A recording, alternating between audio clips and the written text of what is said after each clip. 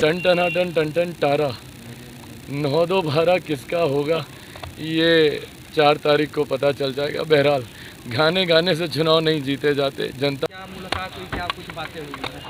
देखिए, मुलाकात, चुनाव चल रहा है और 6 चरण का प्रचार समाप्त हो चुका है। कल 6ठे चरण का मतदान है और एक आखिरी चरण अब हम लोग का बचा है। तो चुनाव में क्या क्या हम लोग की रणनीति रही, किस तरीके से चुनाव में सारे पूरा गठबंधन एकजुट होकर हम लोग लड़ा है और आखिरी चरण में कैसे अब हम लोग बाकी अपनी पूरी ताकत इसमें झोंक दें।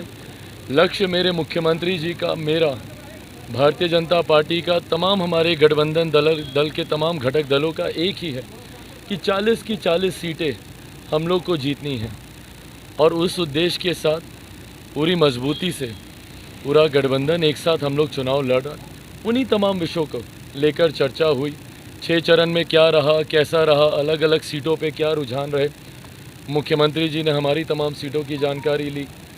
उनकी सीटों पर जहाँ जहाँ हम प्रचार, आज भी जैसे हम नालंदा में थे, हिलसा में थे, कल हम जाएंगे, अस्तामा में भी है, जहानाबाद में भी है, तो कहाँ कहाँ पे क्या माहौल रहा, कैसा रहा, लोगों में उत्साह कैसा, ये तमाम जानकारियों का आदान प्रदान रहा। एक कर्टसी मुलाकात थी मुख्यमंत्री जी के। चुनाव में व्यस्तता के कारण इस बीच में मुख्यमंत्री जी भी व्यस्त थे, हम भी व्यस्त थे अलग अलग जगह प्रचार में।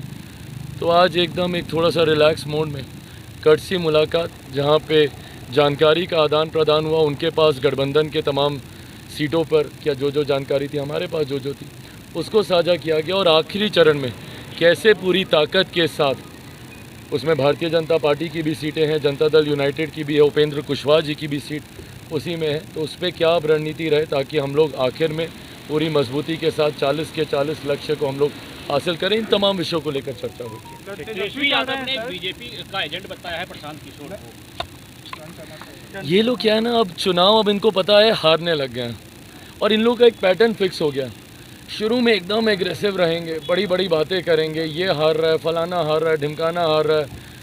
14 में भी यही था, 19 में भी यही था। इनका पैटर्न देखिएगा। उसके बाद इनका एक पैटर्न आता है जहाँ दावे करना शुरू करते हैं कि हम लोग 300 प्लस जा रहे हैं, 350 प्लस जा रहे हैं। इन लोगों का तो बस चले 600 प्लस में भी ये लोग चले जाएं, बड़े बड़े ये लोग दावे करने शुरू करते हैं। उसके बाद आखिरी चरण आते आते इन लोगों को एजेंट दिखाई देने लगते हैं, गड़बड़ी दिखाई देने लगती है। इन लोगों को अधिकारी, इन लोगों को एजेंट दिखाई देने लगेंगे। इन लोगों को सिस्टम में, इन लोगों को खामियां दिखाई देने लग जाएंगी। और उसके बाद अब जिस दिन परिणाम आएंगे उससे एक आध दिन पहले से ईवीएम भी इनको ख़राब दिखाई देने लग जाएगी। अभी ये लोग तीसरे फेज़ में चल रहे हैं जहाँ पे सारे अधिकारी भ्रष्ट हो जाएंगे, सारे एजेंट दिख जाएंगे, सब एक साथ धांधली करने लग जाएंगे। अभी ये उस वाले फेज़ में जा रहे हैं। अब आप देखिएगा 1 तारीख वाला मतदान होने के बाद जैसे आप लोग एग्जिट पोल लेकर आप लोग आना शुरू करेंगे तो ईवीएम पर ये लोग चढ़ जाएंगे। ईवीएम ख़राब है, ईवीएम पर ठीक रहा।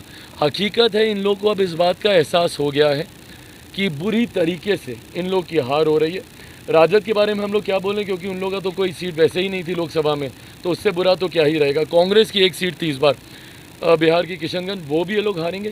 कांग्रेस राष्ट्रीय स्तर पर इस बार ऑल टाइम लो पर जाएगी। सबसे खराब प्रदर्शन कांग्रेस के इतिहास का 2024 में।